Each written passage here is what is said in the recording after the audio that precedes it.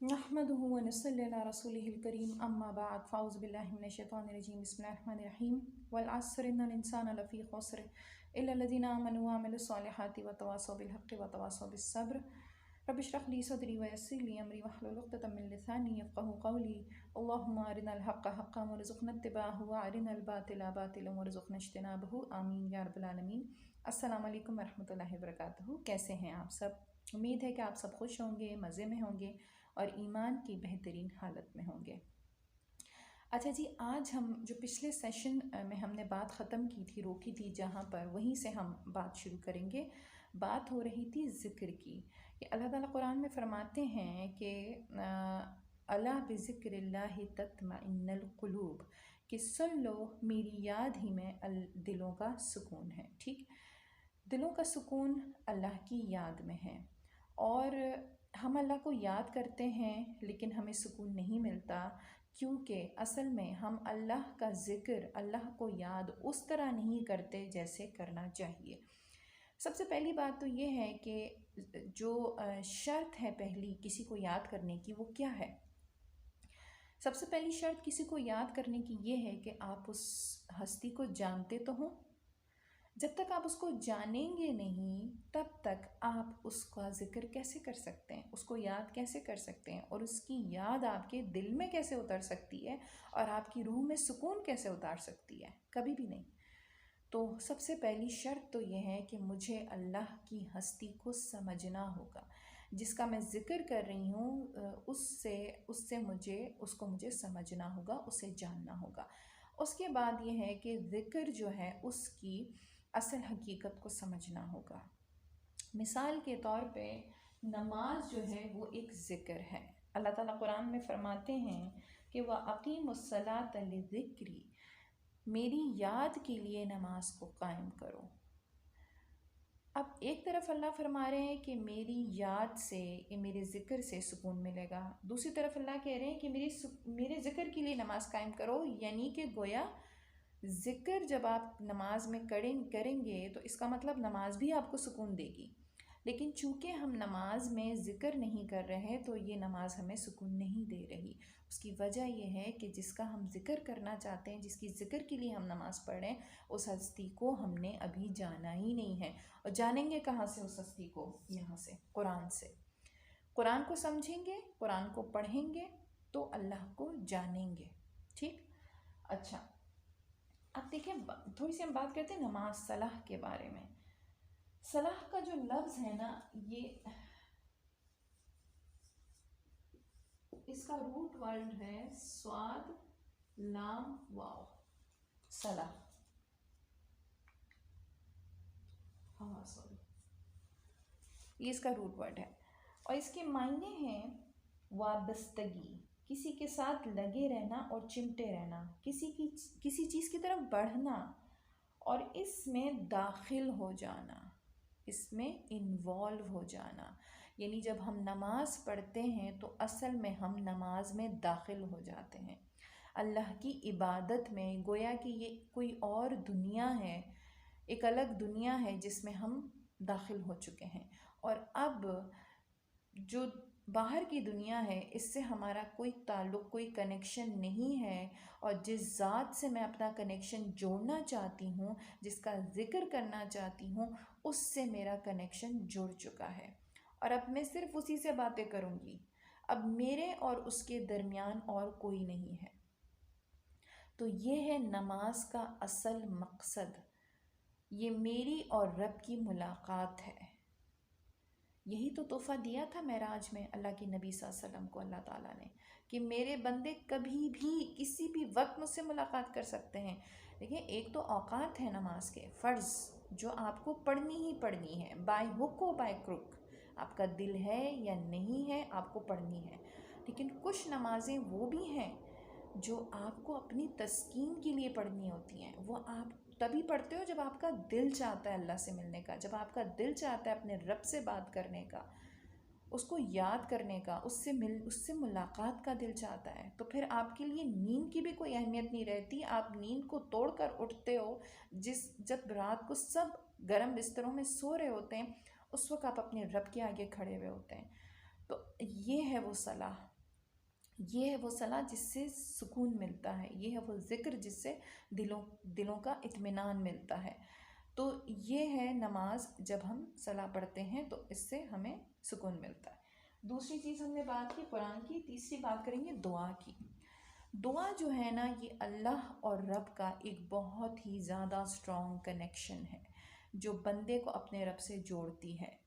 एक तो हम दुआ करते हैं ओकेजनली, कोई मुश्किल आ जाए, कोई मुसीबत आ जाए, उस पे हमें ये है कि फ़ौरन पलटना है अल्लाह की तरफ।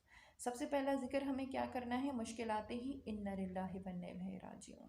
जब हम ये पढ़ लेते हैं और पहले लम्हे ही पढ़ लेते हैं तो हमारे दिल में सकीनत उतर जाती है।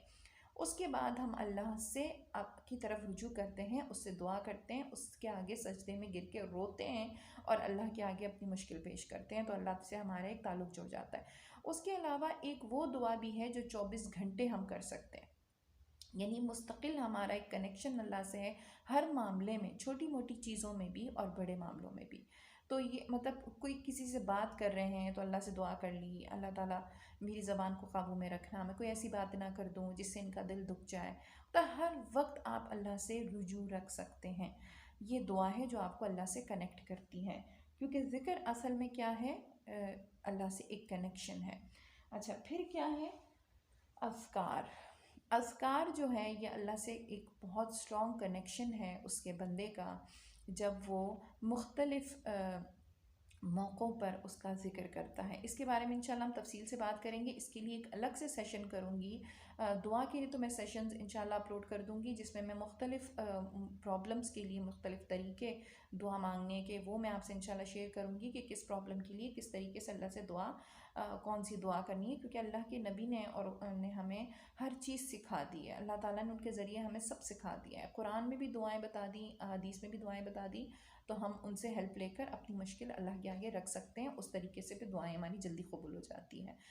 अच्छा, अब हम बात कर रहे हैं ज़िक्र अस्कार की, वो फिर मैं आपको इंशाल्लाह ये भी बताऊंगी कि सुबह शाम के अस्कार का क्या तरीका है और कौन से अस्कार होते हैं इंशाल्लाह ताला अज़ीज़। अच्छा जी, अभी हम बात कर रहे हैं ज़िक्र की।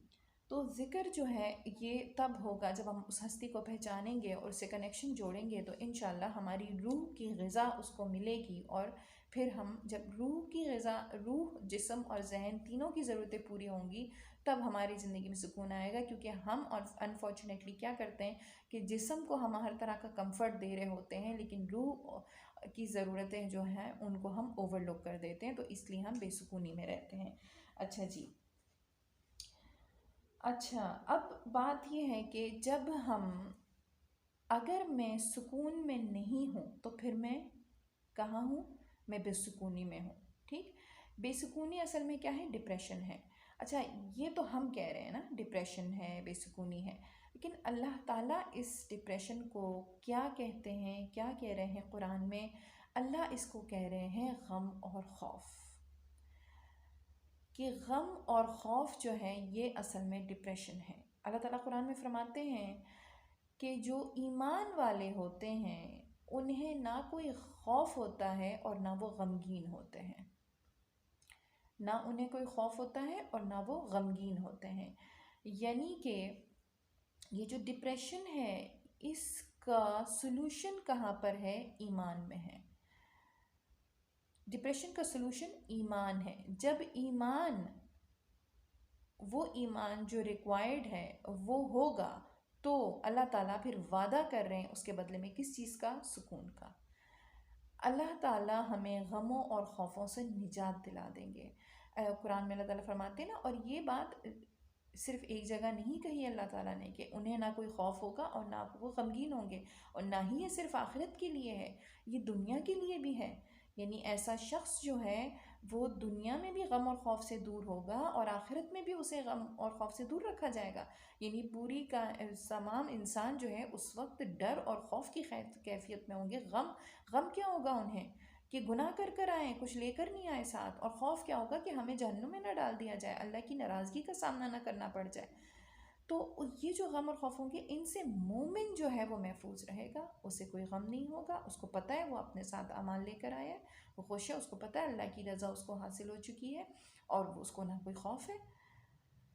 तो ये चीज़ अल्लाह वादा कर रहे हैं। तो अब जो है दुनिया के गम और खौफ जो है, जब हम इनसे निजात हासिल कर लेंगे तो ऑटोमेटिकली हम आखिरत के गम और खौफ से भी निजात हासिल कर लेंगे इंशाल्लाह। तो अब क्या है, ये जो गम है और खौफ है, ये एक्चुअली है क्या? देखिए, गम जो है इसका ताल्लुक माजी से है। कोई ऐसा इवेंट जो मेरी ज़िंदगी में हो चुका, चाहे एक सेकंड पहले ही क्यों ना हुआ हो, वो गम है। और कोई ऐसा इवेंट जो मेरी ज़िंदगी में होने वाला है, जिसका मुझे अंदेशा है, उसका मुझे खौफ है, वो खौफ है। ठीक, जो हो चुका माजी में था वो गम, और जो हो सकता है जिसका अंदेशा है होने का, वो खौफ है। इसका ताल्लुक मुस्तकबिल से है। ठीक है, ये हो गया पास्ट और ये हो गया फ्यूचर। अब मुझे सुकून कहाँ मिलेगा? सुकून मुझे मिलेगा प्रेजेंट में रहकर, हाल में रहकर। मैं जितना ज़्यादा हाल में रहूँगी उतना ज़्यादा मैं सुकून में रहूँगी। देखिए, अगर मुझे सुकून चाहिए तो मुझे हाल में रहना होगा, यानी मुझे गम और खौफ को धकेल के अपनी सोच से निकालना होगा। आपको एक मिसाल से समझाती हूँ। देखिए, ये जग है, ठीक है, मैंने इसको उठाया हुआ है। इसका वज़न 1/2 kg होगा शायद, मुश्किल से, या 1 kg होगा, क्योंकि ये शीशे का है, काफ़ी हैवी है। तो 1 किलो इसका वज़न होगा। अब मैं इसे उठाकर 36 बार भी उठा के रख सकती हूँ, कोई मसला नहीं। उठाया और फिर रखा। अच्छा, अगर मैं इसको इसी तरह उठा के रखूँ 10 सेकंड्स के लिए तो क्या होगा? अच्छा, अगर मैं इसको आधे घंटे के लिए उठा के रखूँ तो क्या होगा? मेरा हाथ थकना शुरू हो जाएगा। और अगर मैं 1 घंटे के लिए उसको उठा के रखूँ तो क्या होगा? मेरा हाथ बिल्कुल ही बेकार हो जाएगा और मैं कुछ भी उठाने के काबिल नहीं रहूँगी, और ना ही मैं उसे उठाने के काबिल, इतना ज़्यादा देर तक मैं इसको उठा भी नहीं सकती, इसका बोझ नहीं उठा सकती मैं। तो इसी तरह हमारे जहन के अंदर जो ये गम और खौफ हैं, इनका वज़न हमारे जहन के अंदर है और हमें इन्हें मुस्तकिल उठाए रखा है हमने। तो अगर हम इसको, अच्छा होता ये है कि जैसे मैंने इसको बहुत देर तक उठाया हुआ है और मैं इसको रख दूँ, थोड़ी देर रख दूँ और फिर उसके बाद दोबारा उठाऊँ, तो क्या इसका वज़न कम होगा? नहीं, वज़न कम नहीं होगा, वज़न उतना ही रहेगा, लेकिन उसके बावजूद मुझे थोड़ा आसान हो रहा है इसको उठाना। तो ये है कि जब यानी मेरे हाथ को थोड़ा सा रिलैक्स हो गया, वो थोड़ा आराम मिल गया, तो अब मैं उसको दोबारा उठाने के काबिल हो गई हूँ। इसी तरह हमारे जहन के अंदर जो प्रॉब्लम्स होती हैं, जिनका ताल्लुक़ या माजी से होता है या हाल से होता है, या तो हमें मुख्तलिफ़ चीज़ों के अंदेशे लाहक रहते हैं, कहीं ये ना हो जाए, कहीं वो ना हो जाए, और या फिर हमें जो हो चुका है उसका एक गम सा रहता है कि ये क्यों हो गया और वो क्यों हो गया। तो फिर क्या होता है कि जब हम अपने जहन को ख़ाली करते रहते हैं तो उसके अंदर कैपेसिटी बढ़ जाती है, सोचने समझने की सलाहियत बढ़ती जाती है। लेकिन अगर हम इसको इस मिसाल से समझिए कि आपके किचन का जो डस्टबिन है, आप उसको कितने दिनों के बाद खाली करते हैं, या ये बताइए कि कितने महीनों के बाद खाली करते हैं, या कितने सालों के बाद खाली करते हैं? क्या 8-10 साल के बाद खाली करते हैं डस्टबिन को? नहीं, बिल्कुल भी नहीं। आप उसको रोज़ खाली करते हैं, क्योंकि अब अगर आपने उसको, अच्छा फ़र्ज़ करें आपने रोज़ खाली नहीं किया, या पूरा हफ्ता आपने खाली नहीं किया, या पूरा महीना, 6 महीने गुजर गए, उसमें कचरा रखा हुआ है, उसका क्या हशर होगा? उसमें कीड़े पड़ जाएंगे, उसमें बदबू आएगी, उसका ढकना उठाते ही एक बदबू सी उठेगी। तो यही हाल हमारे जहन का है। हमारे जहन के अंदर माजी और मुस्तक़बिल के गम और खौफ इतने ज़्यादा हैं और मुस्तकिल हैं और कई अरसे से हैं, तो उनमें से बदबू उठ रही है लेकिन हमें उसका एहसास नहीं है। तो उनकी सफाई करते रहना है। जब हम माजी के ख़यालों को झटकेंगे और खौफ से निकलेंगे तो क्या होगा? हम हाल में रहेंगे, और जब हम हाल में रहेंगे तो फिर हम इनसे निजात हासिल कर सकेंगे इंशाल्लाह। ये हम सीखेंगे ये हमें किस तरह करना है। अच्छा जी, याद रखिएगा कि हमारी ज़िंदगी में जितने भी गम और खौफ है ना, उनका ताल्लुक़ इन 4 चीज़ों में से किसी एक से लाजमी होता है। कौन सी 4 चीज़ें? जान, माल, इज़्ज़त और ताल्लुकात, ये 4 हैं। यानी हमें जो भी गम होगा, कोई भी गम होगा, उसका ताल्लुक या तो जान से है, या मेरी जान से है, या मेरे माल से है, या मेरी इज्जत से है, या मेरे ताल्लुकात से है। और जो भी मुझे खौफ होगा, जिस तरह का भी मुझे खौफ है, उसका ताल्लुक या तो मेरी जान से है, या माल से है, या इज़्ज़त से, या ताल्लुकात से है। अब यहाँ पर मैं आपको एक असाइनमेंट दे रही हूँ करने के लिए, एक एक्टिविटी हम करेंगे और आपने ये लाजमी करनी है। देखिए, करना आपको ये है कि आपको एक पेपर पे आपके जितने भी गम और खौफ है ना, वो लिखने। अच्छा, हम जब वर्कशॉप करवाते हैं तो हम ऑडियंस से पूछते हैं कि आप जो जान है उसके गम और खौफ कौन कौन से होते हैं, माल के गम और खौफ कौन कौन से होते हैं, इज्जत के कौन से होते हैं, और ताल्लुकात के कौन से होते हैं। तो जो हमारे पास लोगों ने बताया है और हमने लिखे हैं, वो यहाँ पे मैं मेंशन कर देती हूँ। ठीक, देखें हमारे जो जान के गम और खौफ किस तरह के होते हैं। मसलन मौत किसी की आ जाती है, किसी अजीज़ की मौत वाक़ हो जाती है, जान का गम है ये, ठीक है। या हमें खौफ होता है मौत, ठीक है। हमें खौफ भी होता है कि कहीं मेरा फ़ला शख्स जो है मर ना जाए, कहीं बच्चों, शौहर हैं, बच्चे हैं, किसी की बीवी है, माँ बाप है, बहन भाई हैं, तो हमें खौफ सा रहता है कि कहीं इनको अल्लाह ना करे कोई, मतलब हम डरते रहते हैं ना कि कहीं इनकी मौत वाक़ई ना हो जाए और ये मर गए तो हम क्या करेंगे, है ना, ये खौफ रहता है हमें। और हो जाए मौत तो फिर हमें उसका गम हो जाता है। उसके अलावा क्या होता है, जान के जो है वो गम और खौफ कौन कौन से, बीमारी हो गई, कोई बीमारी मुझे लग गई या मेरे किसी रिश्तेदार को लग गई, अपने जानने वाले को लग गई, यानी ब्लड रिलेशन है या कोई भी है जो मुझे अजीज़ है, उसको कोई बीमारी लग गई तो मुझे गम लाहक हो गया कि उसको बीमार हो गया। या फिर मुझे खौफ रहता है कि मेरे किसी अजीज़ को कोई बीमारी हो ना जाए, या मुझे ख़ुद कोई बीमारी हो ना जाए। तो ये गम और खौफ जो है वो जान से ताल्लुक़ है इसका। अगर लाइट चली जाए तो मैं परेशान हो जाती हूँ, मुझे गम लग जाता है, अल्लाह लाइट चली गई, गर्मी है, पसीने आ रहे हैं, मेरी जान पे गम पड़ा है ये। अच्छा, इसके अलावा क्या है, काम वाली नहीं आई, मासी नहीं आई, तो मेरी जान पे मुशक्क़त करनी पड़ी है ना, मुझे काम खुद करना पड़ रहा है, तो अब मुझे गम हो गया है कि हाय मासी क्यों नहीं आई, और ख़ौफ ये है कि ख़ुद से काम करना पड़ेगा, और हर वक्त ये खौफ रहता है कि ये काम वाली अगर चली गई काम छोड़कर तो मैं क्या करूँगी। इसी तरह से माल का जो है वो गम और खौफ होते हैं। माल के गम और खौफ कौन कौन से होते हैं, चोरी हो गई अगर तो गम लग गया कि हाय मेरा सब लुट गया और मैं क्या करूं, और रोना धोना मचा हुआ होता है। और खौफ भी रहता है कि अल्लाह ना करे चोरी ना हो जाए, डर रहे होते हैं, ताले लगा रहे हैं, परेशान हो रहे हैं, कुर्सी पड़ रहे हैं, कहीं चोरी ना हो जाए। ठीक, इसके अलावा क्या है, कारोबार में नुकसान हो जाए, छोटा घर है, किराए का घर है या छोटा घर है, तो परेशान है, गम लगा हुआ है कि अल्लाह क्या बनेगा और कैसे होगा, और ये हम बड़ा घर पता नहीं कब लेंगे, और ये इतना छोटा घर है और किराए का है, अगर किराया नहीं दे सके तो क्या होगा, मालिक मकान ने अगर निकाल दिया तो क्या होगा, और गाड़ी नहीं है, एसी नहीं है, बच्चों को बड़े स्कूल में नहीं पढ़ा सकते हम, शादियां बड़े हाई लेवल पर नहीं कर पा रहे हम, और जो है वो इतना पैसा नहीं है कि हम बच्चों की अच्छी तरीके से शादी कर सकें। इज़्ज़त के गम और खौफ क्या है। देखिए, इस वर्कशॉप में हम इज़्ज़त का जो अना है ना, इज़्ज़त का गम और खौफ है ना, इसका ताल्लुक सिर्फ अना से है। ये जो अना है, इसी से हमें इसके गम और खौफ मिलते हैं, और इसे हम अपनी वर्कशॉप में कहते हैं अनाकोंडा। ठीक, अनाकोंडा, एनाकोंडा को हमने अनाकोंडा बना दिया। तो अनाकोंडा जो है ये मेरी अना है, ठीक। और ये अनाकोंडा जो है ये मुझे लिपटा हुआ है और ये मुझसे कहता है कि मुझे खिलाओ वरना मैं तुम्हें खा जाऊंगा। तो ये अनाकोंडा है।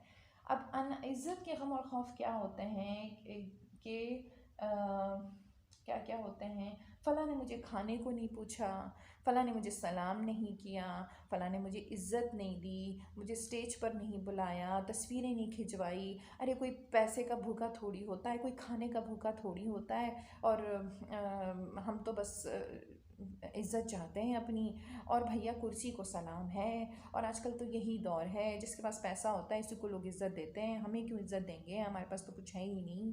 और इस तरह की चीज़ें, बच्ची की शादी में जहेज़ जो है, अगर बहू जो है जहेज़ अच्छा नहीं लाई तो अरे अल्लाह, लोगों को क्या मुँह दिखाएं, कैसे दिखाएं लोगों को जहेज़, क्या बात है, क्या कहेंगे लोग, ऐसा जहेज़ लाई है, बड़ी अच्छी नहीं आई बेटे की, मतलब बेटा लड़का जो है, दामाद अच्छी बरी नहीं लेकर आया, तो इस पे भी जो है वो फ़िक्र हो रही है, गम लाहक है कि अल्लाह क्या कहेंगे रिश्तेदार, ऐसी बरी लाए हैं, और गम लग गया है कि कितनी बुरी बरी लाए हैं और लोग क्या कहेंगे। और शादी जो है, हम बच्चों की हमें फ़िक्र होती है कि हम बच्चों की बड़े लेवल पर शादी नहीं कर पा रहे हैं तो हमारी नाक कट जाएगी, और हम बड़े स्कूलों में बच्चों को नहीं पढ़ाएंगे तो हमारी नाक कट जाएगी। तो ये इज़्ज़त के गम और खौफ होते हैं जो हमें हर वक्त लाहक रहते हैं। अगर मैंने एक जोड़ा जो पहन चुकी हूँ वो दोबारा पहनना पड़ रहा है तो मुझे ये गम है कि अल्लाह अब क्या होगा, और खौफ है कि लोग क्या कहेंगे। दूसरी, अब हम बात करेंगे ताल्लुकात की।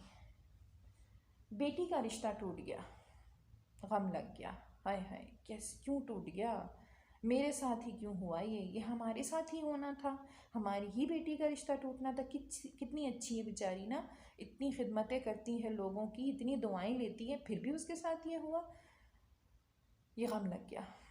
या फिर खौफ है कि कहीं रिश्ता टूट ना जाए, खौफ है कि कहीं मेरा शौहर दूसरी शादी ना कर ले, और अगर कर ली तो यही गम लाहक है कि क्यों कर ली।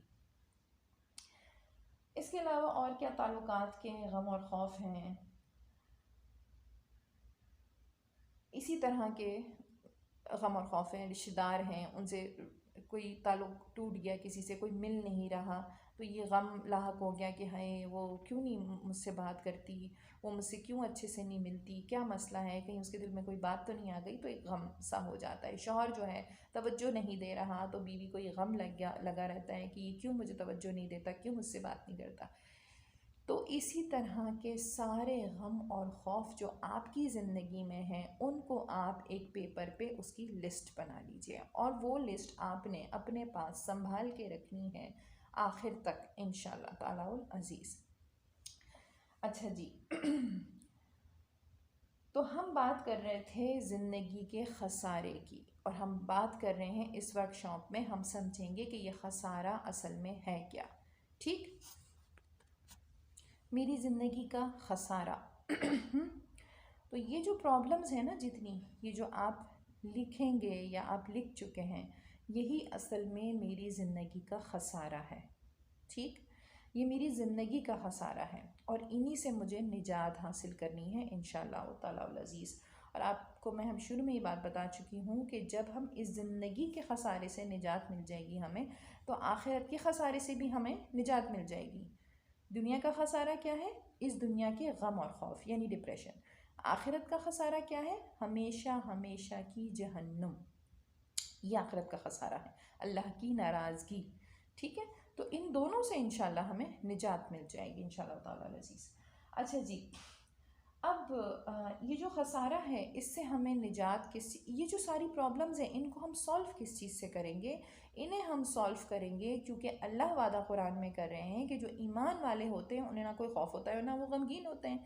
तो इसका मतलब ये है कि इनका सोल्यूशन ईमान में है। तो ईमान तो हम सबका है ना, आपका ईमान है ना, अल्हम्दुलिल्लाह आप मुसलमान हैं, आप कलमा पढ़ चुके हैं और आप कहते हैं कि हाँ मैं मोमिन हूँ, मैं ईमान ला चुका हूँ या मैं ईमान ला चुकी हूँ।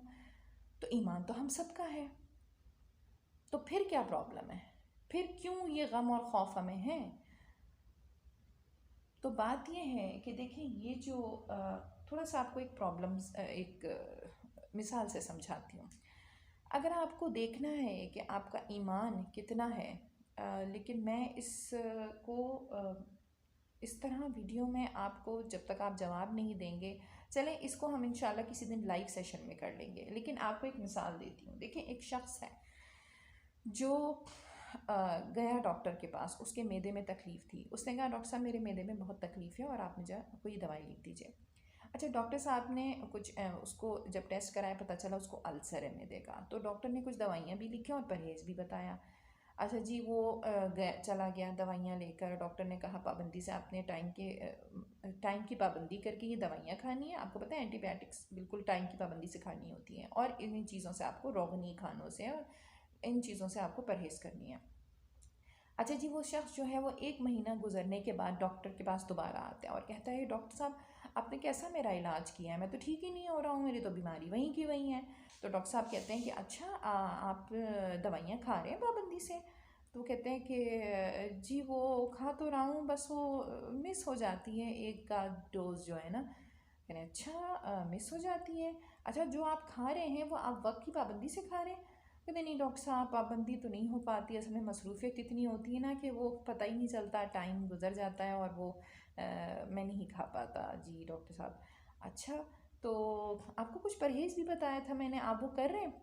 अरे कहाँ डॉक्टर साहब, शादी के दिन हैं, आपको पता है शादियों का सीज़न है, जाते हैं रिश्तेदार, ना खाओ तो रिश्तेदार नाराज़ होते हैं, आपको तो पता है कैसे रोग नहीं खाने होते हैं, तो खाना ही पड़ता है। तो डॉक्टर साहब परहेज़ तो नहीं किया मैंने। अच्छा भाई, अब डॉक्टर साहब को क्या करना चाहिए? डॉक्टर साहब को जो है एक लात मार के बाहर निकाल देना चाहिए ऐसे पेशेंट को, है ना? तो देखें, ये जो हमारा ईमान है ना वो भी ऐसा ही है कि हमने कुछ चीज़ें अपनी मर्ज़ी की, मतलब ये जो है ना ईमान, ये कोई बफ़े डिनर नहीं है जिसकी कुछ अपनी मर्ज़ी की डिशेस उठा ली और जो जो पसंद है वो उठा ली और जो नहीं पसंद उनको रिजेक्ट कर दिया, ऐसा नहीं है। अल्लाह ताला कुरान में फरमाते हैं कि दीन में पूरे पूरे दाखिल हो जाओ, मुकम्मल तौर पर दीन में दाखिल होना पड़ेगा। यानी देखें, एक एक तो ये है कि ये आपकी ज़िंदगी है और इसमें आपने दीन को, इस्लाम को थोड़ी जगह दी हुई है, ठीक। और दूसरा ये है कि ये दीन है और आप इसमें दाखिल हो गए, दोनों चीज़ों में बहुत फ़र्क है। तो जब मैं दीन के अंदर, इस्लाम के अंदर पूरी ढल जाऊंगी तो मैं उस रिक्वायरमेंट पर पूरी उतरूंगी जिसके बदले में अल्लाह ताला मुझसे वादा कर रहे हैं कि ना तो उन्हें कोई खौफ होगा और ना ही वो गमगीन होंगे। तो तब मैं इस वादे को इंशाल्लाह ताला, इसको मैं अचीव करूंगी इंशाल्लाह ताला। अच्छा जी, अब हम बात करते हैं, देखें, एक होता है जहले बसीत और एक होता है जहले मुरक्कब। जहले बसीत ये है कि मुझे नहीं मालूम कि मुझे नहीं मालूम, मुझे मालूम है कि मुझे नहीं मालूम, यानी जिस चीज़ का मुझे इल्म नहीं है, मुझे इस बात का इल्म है कि मुझे उसका इल्म नहीं है। और जहल मुरक्कब क्या है कि मुझे नहीं मालूम कि मुझे नहीं मालूम, यानी मुझे इस बात का अंदाज़ा, एहसास और इल्म ही नहीं है कि मैं इल्म नहीं रखती। मैं ये समझ रही हूँ कि मैं इल्म रखती हूँ और असल में मैं इल्म नहीं रखती। तो ये जहल मुरक्कब है और हम इसके अंदर फंसे हुए हैं। जब तक हम इस जहल मुरक्कब से नहीं निकलेंगे, यानी जब तक मुझे ये एहसास नहीं होगा, मुझे ये इल्म नहीं होगा कि मुझे इल्म नहीं है, तो तब तक मैं इस चीज़ से बाहर नहीं आ सकती, यानी मैं कुछ सीख नहीं सकती। तो मैं असल में एक खौल के अंदर बंद हूँ और मैं अपने आप को, यानी वो है ना कि मुझे सब पता है और मुझे मत सिखाओ, और भाई तुम अपनी फ़िक्र करो, बस तुम्हें अपनी ख़बर में जाना है, हमें अपनी ख़बर में जाना है और हमें सब पता है। हमने बड़ी डिग्रियां ली हुई हैं और मैंने तो इस्लामियात में जो है ना वो किया हुआ है, पीएचडी किया हुआ है मैंने, तो मुझे सिखाओगी तुम? और मैंने हदीस की किताबें पढ़ी हुई हैं और मैंने ये पढ़ा हुआ है और मैंने वो पढ़ा हुआ है। इस तरह की बातें करके हम अपने आप को बहलावा देते हैं और अपने आप को तसल्ली देते हैं। और इसकी वजह क्या है? क्यों हम इस जो हिसार हमारे इर्द गिर्द बंधा हुआ है उससे हम बाहर क्यों नहीं निकल पाते और अपने आप को चेंज क्यों नहीं कर पाते? इसकी वजह क्या है, ये हम आज इंशाल्लाह समझेंगे। कि देखें, इंसान का जो जहन है ना, इंसान का जो जहन है वो एक तो फ़िज़िकल चीज़ होती है ना, मतलब दिमाग जो है, दिमाग फ़िज़िकल चीज़ है जिसको आप टच कर सकते हैं, फील कर सकते हैं। लेकिन जहन जो है वो फ़िज़िकल चीज़ नहीं है, उसका ताल्लुक़ सोच से है, ठीक है। तो ये जो जहन है ना हमारा, इसके दो हिस्से हैं। एक इसमें होता है, बल्कि तीन हिस्से हैं। एक शऊर होता है, एक ताता शऊर और एक लाशऊर। इस वर्कशॉप में जो हम बात करेंगे शऊर और लाशऊर की करेंगे। हम एक्चुअली समझेंगे कि ये असल में ये सिस्टम क्या है, ये कौन सा हिसार है जिसके अंदर इंसान फंसा हुआ है और अपने आप को नहीं निकाल पाता है, कोशिश के बावजूद भी नहीं निकल पाता, खुद अपनी हेल्प नहीं कर पाता, खुद अपने आप को बदल नहीं पाता। इसकी वजह क्या है? तो इसके लिए हमें इसका ये जो जहन है ना, इसके पूरे सिस्टम को समझना पड़ेगा। तो जब हम इस सिस्टम को समझ लेंगे तो हमें खुद ब खुद समझ में आ जाएगा कि असल में चक्कर क्या है और हम क्यों जहल मुरक्कब में फंसे हुए हैं। तो बात करेंगे इंशाल्लाह, नेक्स्ट सेशन में बात करेंगे ताकि तफसील से बात कर सकें और आप अच्छी तरह समझ सकें। और ये जो इसके बाद का सेशन है जिसमें हम कॉन्शियस और सब कॉन्शियस के बारे में बात करेंगे, कॉन्शियस एंड सब कॉन्शियस के बारे में हम बात करेंगे। ये बहुत ज़्यादा इम्पॉर्टेंट है, आपको इसको गौर से सुन के आप समझ लीजिए, क्योंकि जब आप ये समझ लेंगे ना तो आगे के सेशंस आपको खुद ब खुद समझ में आएंगे इंशाल्लाह। और इससे आपको ऐसी ऐसी चीज़ें पता चलेंगी कि आप खुद हैरान हो जाएंगे, जो आपने पहले कभी शायद ना सुनी हो, और आपकी ज़िंदगी में एक ख़ास और आपकी सोच में एक ख़ास तब्दीली आएगी। और सबसे बड़ा फ़ायदा जो इसमें होगा ना वो ये होगा कि आप अपने बच्चों को के लिए आपको बहुत हेल्प मिलेगी। यानी कि बच्चों की तरबियत के हवाले से आपको बहुत ज़्यादा फ़ायदा होगा इसमें कि क्यों जो है वो बच्चे हम यानी कि बच्चों की ऐसी डेवलपमेंट कैसे हो जाती है और हमारी क्या बात और क्या चीज़ बच्चों के जहन पे किस तरह असरअंदाज होती है, ये आपको इंशाल्लाह समझ में आएगा। तो इंशाल्लाह फिर नेक्स्ट सेशन में बात करेंगे इसके बारे में। तब तक के लिए अपना बहुत ख्याल रखिएगा और मुझे दुआओं में याद रखिएगा। अस्सलाम वालेकुम रहमतुल्लाहि व बरकातुहू।